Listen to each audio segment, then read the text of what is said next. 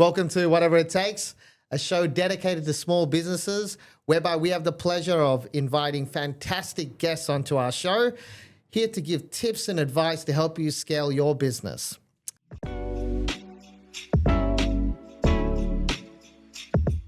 My next special guest on the show requires zero introduction. He's a nationally renowned keynote speaker, a behavior specialist. Mark Carter has had over 30 years lived experience in leadership training.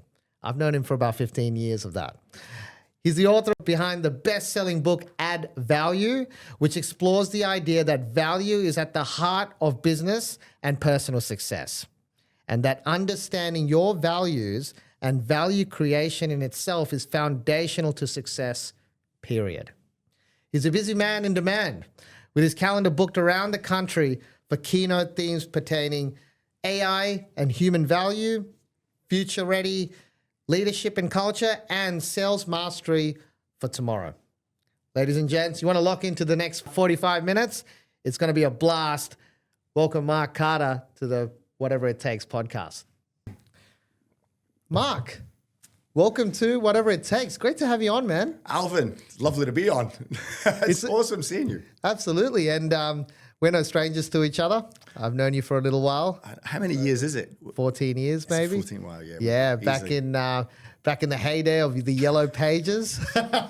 Census heyday. Census heyday. And we were graced to have you as one of our sales trainers / motivating keynotes.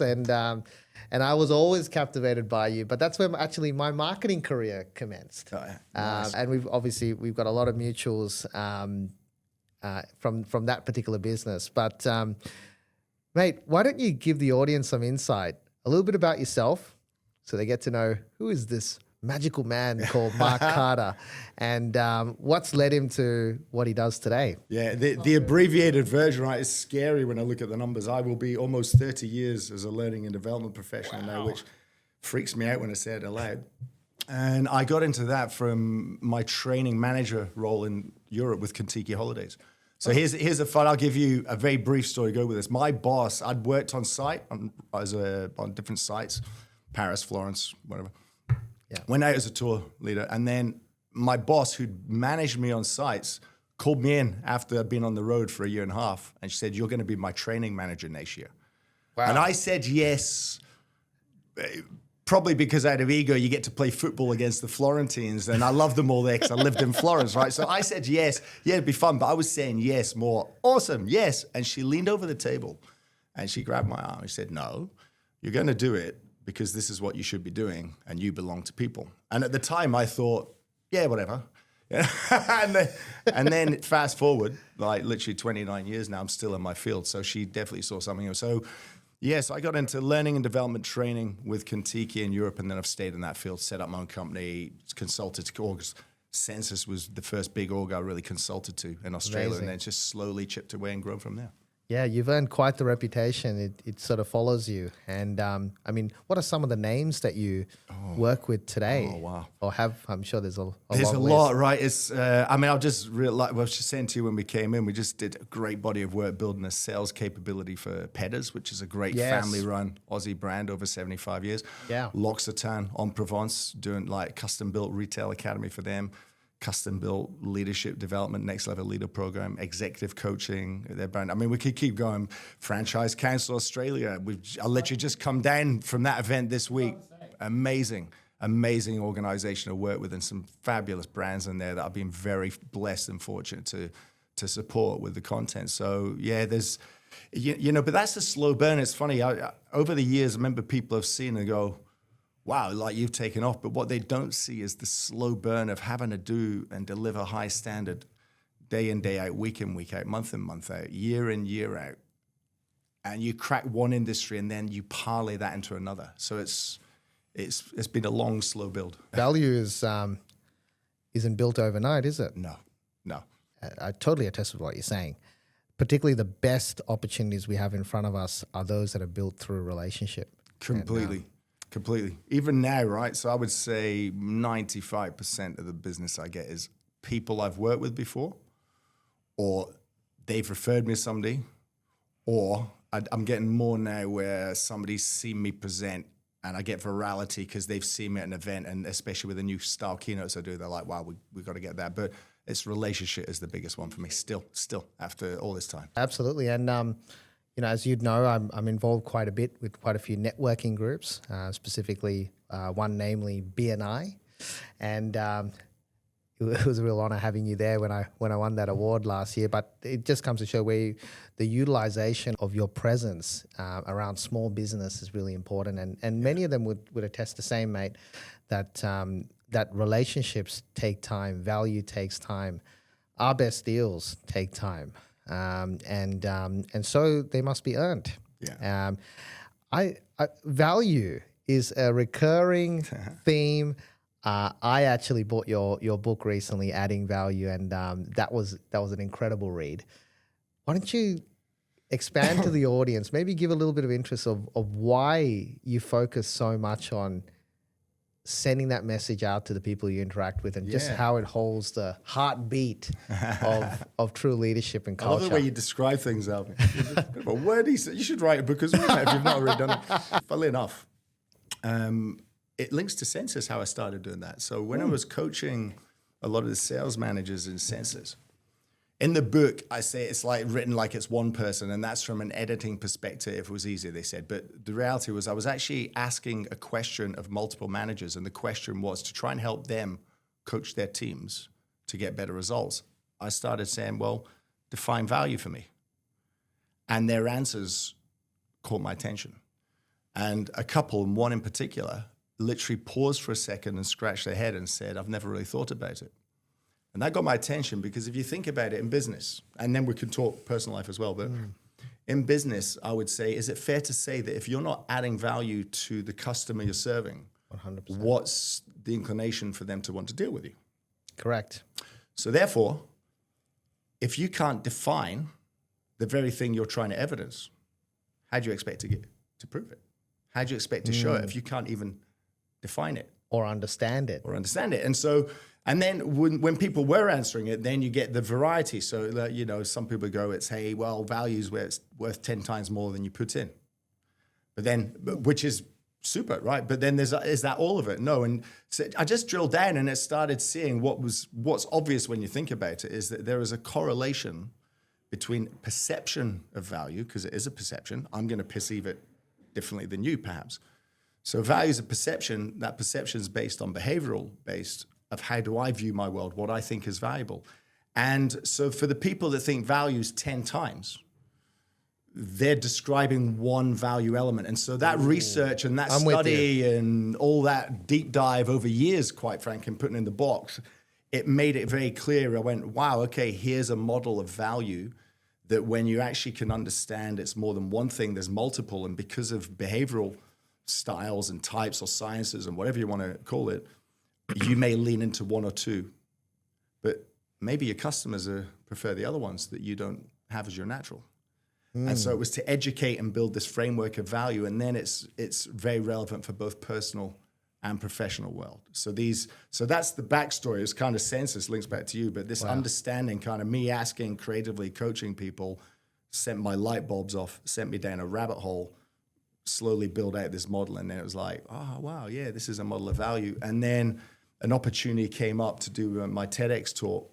I remember that. Yeah. And the funny thing is, I'd put that on my vision board. I had a vision board. I actually had TED on my vision board, and literally, and it was an old Census contact, Ryan, actually, they'd open one up down and he'd put my name forward, and you've got to, it's so curated. You've got to go through the process, make your submission or whatever. But it's funny, I literally had the TED on my vision board, and then it just made sense. I've got several bodies of work that are unique models or frameworks.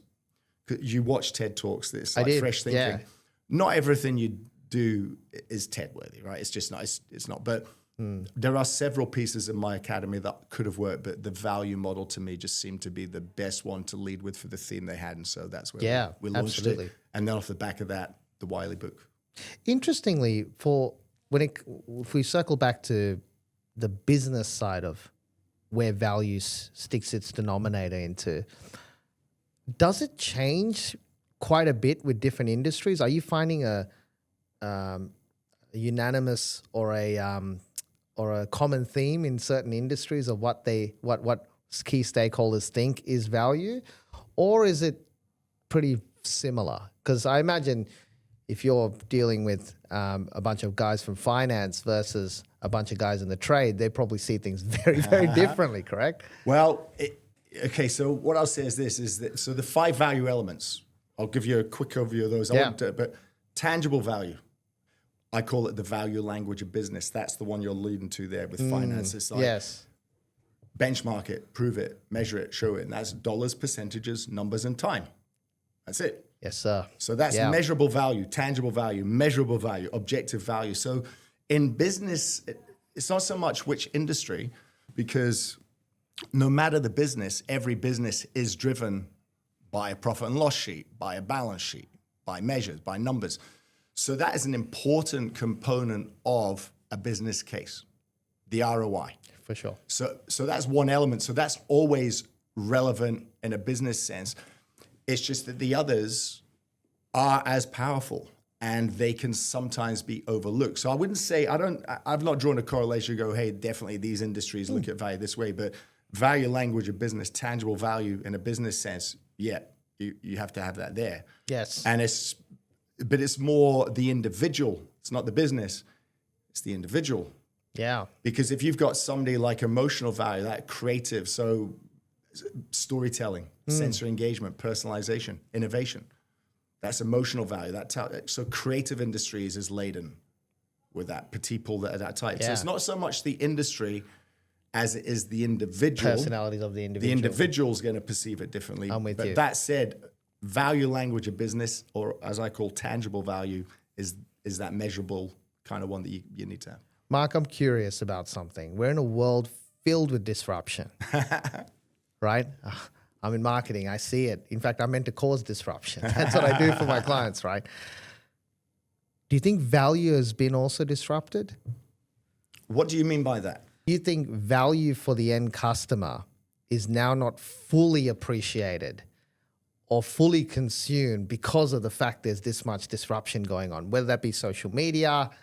I think we have this Google trend that came out the other day that the average person checks their phone now unbelievably more than 58 times a day. That is just I'm surprised insane. it's that few. Yeah, correct. So I guess that's where I'm trying to come at. We're in a world where, say, our listeners, a lot of them are small business owners. Yeah. They could be in our business networks that we're tuning into this. Yeah. And for them, they're trying to cut through the saturation, right? Yeah. And hopefully, as cutting through the saturation, they're also trying to expose value or collect value. So does that make sense? Yeah, it does. And let me explain that. So the word you said, the disruption, and has it been disrupted? There's a line I use in a couple of my talks, like, not all creativity is innovative. Not all innovation is disruptive. But without creativity, you don't have disruption. So I find those words, even disruption, innovation, I think they've been overused. People use those words and overuse them when really what they're talking about is not really disruption in the sense that how it's meant, that really upends an industry and turns it upside down. But without creativity, you're going to invest time to be creative, because without being creative, how do you get new innovations and disruption in the first place? And if we're all doing value the same way, is it now, really so, value? So let's start with that. When you were talking now, to do with value then is you've also can layer that, and not so much just the value conversation, but the economy we're in. And that's where you can link it to the experience economy into the transformation economy. And to understand that, what are those economies? And it was at Harvard Business Review, a couple of those, they've got this documented. The agrarian economy, early 1900s. Let's say you're baking a cake. Agrarian economy, you grow your own ingredients, you bake your own cake. Goods economy. You might have some of the ingredients for yourself, but you'll spend a few dollars to get a few other ingredients, and you still bake your own cake. Mm-hmm. Service-based economy. You're too busy doing other things that are way more important. You're pretty crap at baking cakes. You don't have the goods, so you pay somebody to bake the cake for you. Mm-hmm. Experience economy. Oh, there's an awesome cake, but everything else on the journey to getting the cake and post the cake is part of an overall experience. it's not just the cake. Transformation economy, I want the experience, and it's experience that transforms my world in some way in a positive impact. Now I share that because so when you're talking about value, Through I'm a kind cake? of yeah. Well, I've used cake as the example, but that same method for every industry. Yeah. Like so when you're talking, there's a correlation as you were asking the question. It made me think not just about value, but more value in the context of an overarching experience of disrupting, making people think, and then the layers of value would be within that as well. So, and if I'll give you the quick snapshot of the other value elements, we talked tangible value, measurable, emotional value, storytelling, personalization, innovation, sensory engagement. That's why car dealerships want you to test drive the car. The minute you touch the car, you've got a different bond. That's sensory engagement, right? Service value. Are you solving problems with good solutions for the long term? And by the way, that also incorporates societal impact, environmental impact. Good solutions with a more broader perspective than just making profit. Relationship value. To your point that you said earlier, quality relationships, nurturing and building quality relationships. And then personal value. How do I do a better job of bringing all those to life? And how do I keep showing up as a better version of myself? So, yeah, you can pack in as much of that. And then to your point, I would say that where value is being disrupted, coming back to your point, would be where you get creative. So to me, that's the innovation, the emotional impact, the stories people tell, and how they can really, I'd say it's not so much the measurable, it's that emotional and service-driven stuff. Another example, have you ever heard of the business Who Gives a Crap? I have. Do you use their products? $1 billion business, right? Well, it's massive now, but that business model started... In Australia, was it? Yeah, Simon's co-founder. I actually did a podcast on the value book. So good. When we launched the value book, I had a bunch of access that he was on. But the business model, when it was launched, it's 50% of their profits go straight.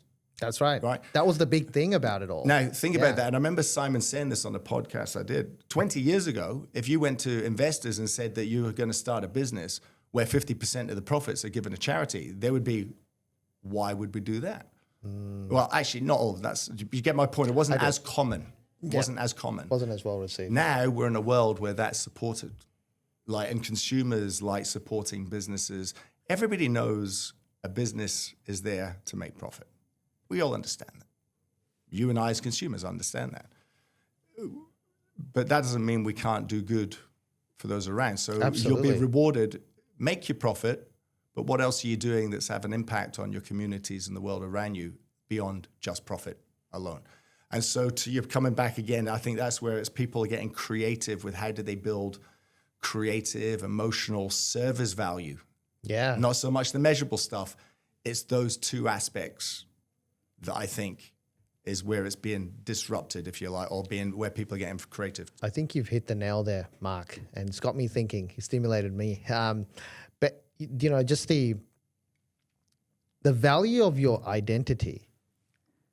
Value goes, what I'm picking up here, and please call me out if I'm missing something, is it's not so much transactionally what value you're giving, but what is the value of your identity with the person choosing to transact with me?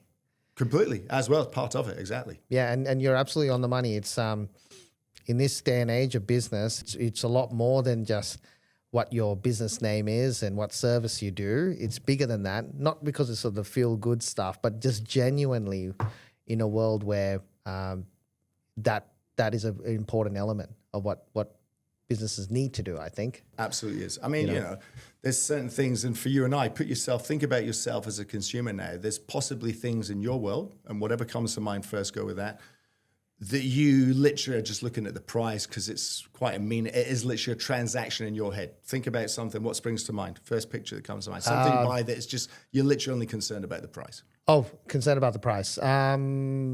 Investment into a property. All right. Well, okay, an investment property maybe because you're not emotionally attached to living in the place. Now, that's a great example, actually, because whilst it's a big ticket item, you've got no emotional attachment versus somebody that goes to the house auction of their dream house and they've got their budget and the offers go over their budget, and all of a sudden the budget's blown out and they're adding 50, 60, 70, 80, 100,000 more than they would. Why?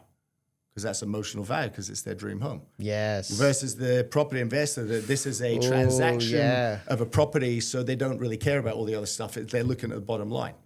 Right? Yes, so I really love that you gave that example, because Wow. it's actually a big ticket item where you can see both aspects at play. You give both those perspectives.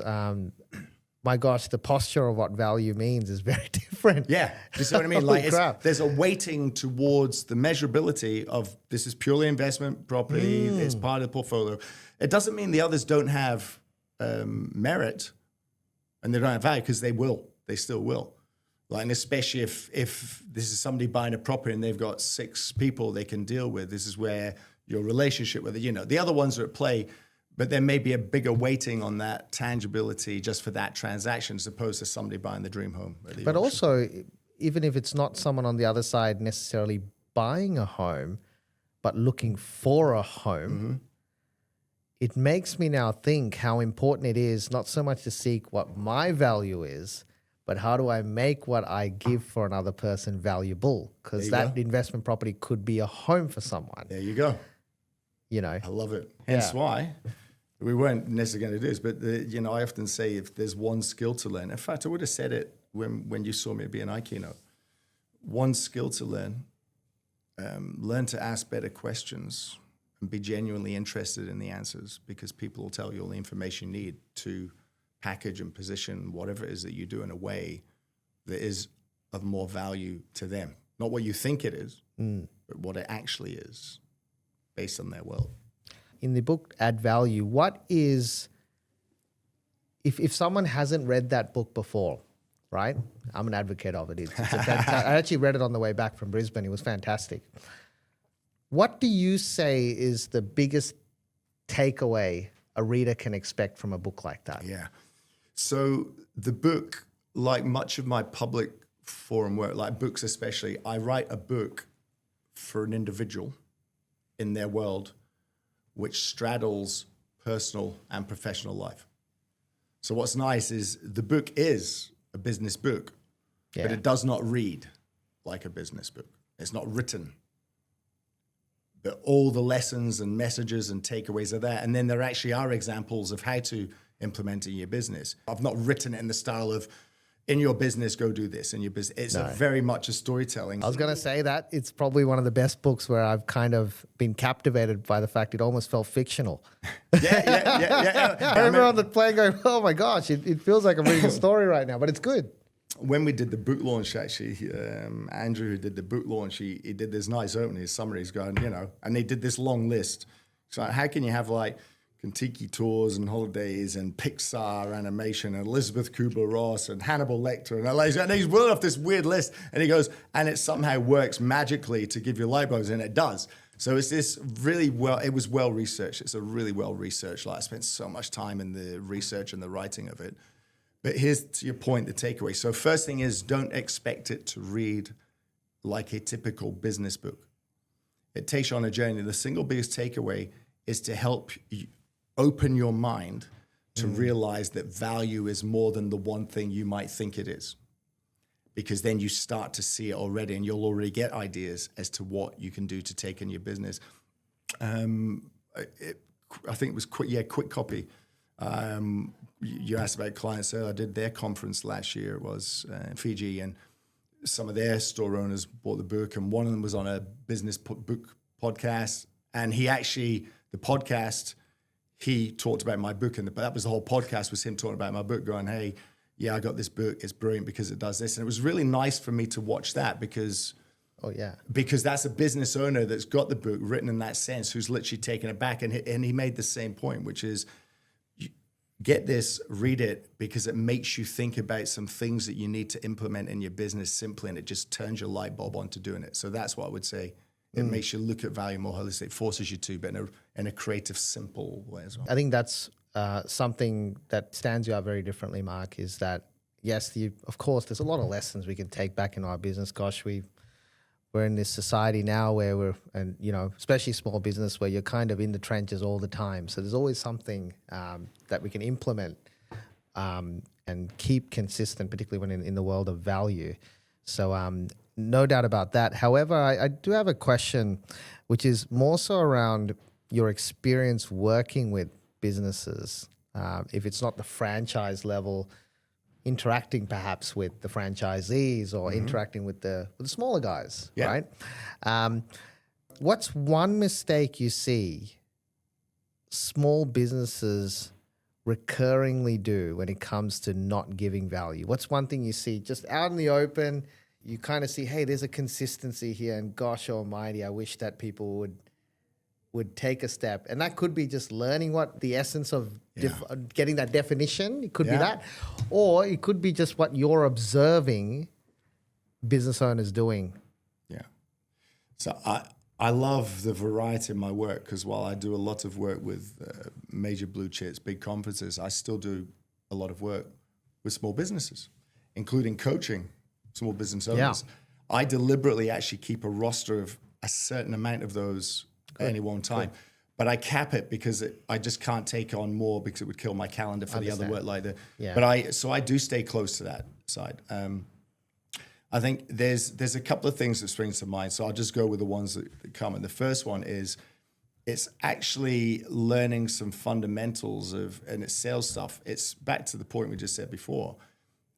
Sometimes they're so focused on trying to pitch or sell what they do that they're not asking the questions to be able to package what they do in a really... I've been guilty of that plenty of times. In a much more palatable way, where people are more inclined to go, oh, right.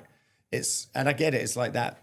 It's almost the push. You pack it. It's the marketing message. And it's almost having a bit of patience, depending on, especially where you're at. And in BNI, this is, you mentioned for the network, you're in their whole philosophy is give us gain. Give us gain, right? Yeah. Give us gain.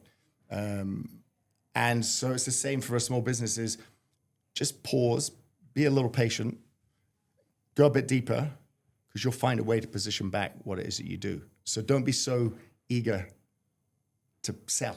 Does that make sense? So it's like, so almost slow down selling. So that's the first thing that springs to mind. The second thing that springs to mind, and this is, hopefully this comes across in the way it's meant, right? But don't feel so compelled to replicate what somebody with a great title and a big business tells you should do, because running a big business title is very different than you running your small business. And frankly, don't be so compelled to even implement what I or anybody else tells you should do. Just keep educating yourself, be open to learning, and just make damn sure that the things that really resonate, you are actioning whatever it is. It's not one thing. It doesn't matter who it comes from. But what the pieces are that you really get, that you see, connect dots, that are going to make an impact for your customers in your business and world, then do that. But there isn't a guru. There isn't a big business. There isn't one model, and certainly not me or anybody else. So find wherever it comes from, but action it. Action it. Keep learning, keep growing, and action it. Don't just sit with it. Action it, whatever it is. Do you think that businesses spend enough time researching what their consumers' value or behavior is? Do you think that part is really important? Like the example you shared earlier around packaging a pitch or something like that. Do you feel from your interactions and engagements with various businesses that perhaps there isn't enough time taken to understand, ask the right questions, but also understand what question, why is your consumer asking that question? Does that make sense? Yeah. So have I drawn? I read a lot. I'm across a lot of media because I write a bit for media. So my brain's currently racking. And that's totally a marketing question just then. My brain's kind of reaching for, have I seen recent paper studies? And there's nothing empirical that spring into mind off the top of my head that I could feel confident go, yes, they're not doing that. So I don't want to go, no, of course. No, they're not. I'd say that have I worked with businesses, and I'd be guilty of this myself at times. When you're running a small business especially, you're wearing more hats than you care to or want to at times. It's just a necessity, which means you can be spread thin. So there may be times that you're not doing as much of that as you could be, but not necessarily because you don't want to or lack of laser. It's just because you're trying to prioritize and do a bunch of stuff. Totally. But that said, I think there would be some people that would be guilty of not having some level of research, awareness, just kind of bolting out. So and it's worth doing. Also, though, and I'll make this relative to my world. So my business, I'm a speaker and trainer. Let's say those two worlds, and they're quite different. And as a speaker, right, every other person's a speaker these days. And frankly, I don't even particularly like the label. I'm actually a human behavioral specialization in my field with content over a long time. Speaking's just a mechanism. But I get why. Do you get what I mean? It's a buzzword. But I'm with you. How do I differentiate? Frankly, I haven't got the time and the inclination. I can't be bothered going to research what other people do. I know they're there. So I don't feel the need to. What I do feel the need to do is differentiate. That's a different thing. I understand what the majority of people are doing. So how can I differentiate myself amidst the swamp of noise or the swarm of noise? Not even necessarily, sometimes it's a swamp, but the swarm of noise. Do you know what I mean? Because you know that, and you've seen it actually. So take my new signature style cinematic keynote. That's a point of difference for me. No doubt about it. I actually don't know, and I've got event managers tell me they don't know any other presenters that do that end-to-end cinematic. Now, that's a point of difference. Oh yeah. Massive point. So I don't need to go and research everybody to know that. Right. I just need to have a grasp of the market and then differentiate myself. Yeah.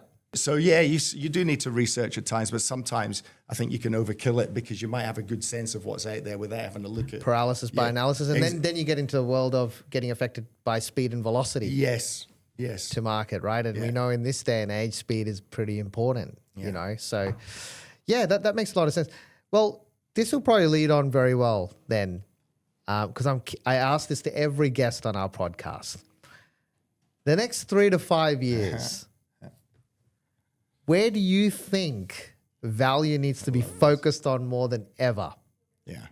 Whether that be leadership, whether that be consumer, business to consumer, where do you think that needs to be? Yeah. Maybe this is fresh in my mind because I literally just got off from a keynote this morning with Property Investment Professionals Australia. And the keynote theme was a blended version of AI and value. So it's my value model, but my value model, I've got an intelligence talk on AI as well. Because to me, the real question around AI is not whether AI knows, how does the AI add value? And so this is fresh. And I think even if I hadn't done that talk this morning, I think I'd still answer your question now the same way. Because there's a lot of hype of get on, you're going to get left behind. And I don't, without knowing who else you've had in your podcast or who's going to come, I don't doubt that many of those will say something about. Oh yeah, there's all sorts of schools of thought around. And they'd probably lean into tech, get on it, don't get left behind. Right? So I would say, they're within place, but I would say maybe it's a little counter to that. Lean in more to your relationship and human skills is the one place. Because as more and more people rush into tech, your personalization and your relationship building, your ability to work and understand and communicate with people will stand you out in a world where I know I'm already seeing a lot of people lean into tech by default, which actually kills the other stuff. And sometimes leaning in because they feel like that's the only, that's like a norm now. It's the hype, right? So can I be a bit cheeky here as well? Far away. I write a lot of media, and there was a piece I'd written a version years ago. I did an updated version. I call it Blinkist. It's based on the app Blinkist, which is abbreviates books to a 15-minute read. Which is great, which is awesome. Check it out. Yeah. But ist is also indicative of a tribe. Therapists, fascists. So now we've got this world of Blinkists where people are expediting their decision making on it. They're racing through life and killing their own critical thinking, or they're outsourcing their critical thinking to algorithmic learning and AI that feeds them more of the same. Mate, I've never thought of AI from that perspective until this conversation where you're outsourcing critical thinking. Holy wowzers. Yeah, that's a great way to look at it. So I think that's why I'm leaning into why I'm saying leaning into human skills. And in that piece, I have a cheeky poke at Musk as well. Because entrepreneurs are going to entrepreneur and do what they do. There's a beautiful video with Musk's promises of auto driving cars from 2014. And Next year, for sure, in 2015. For sure, next year we'll have it in 2017. From LA to New York, nobody involved, like 2018. 1 million robo-taxis next year, for sure. Like, and it's just broken promise, broken promise, broken promise, broken promise. And 2025, are we closer? No, we're not. He's going to do what he does because it's in his business interest.